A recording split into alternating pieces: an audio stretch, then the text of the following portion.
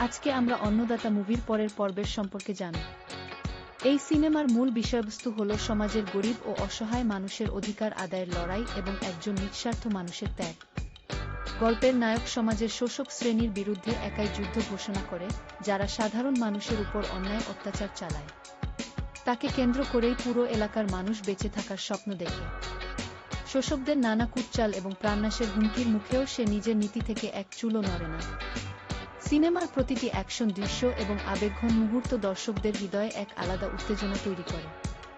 শেষ পর্যন্ত সত্য ও ন্যায়ের জয় কিভাবে হয় তা নিয়েই এই অনন্য গল্পটি সাজানো হয়েছে।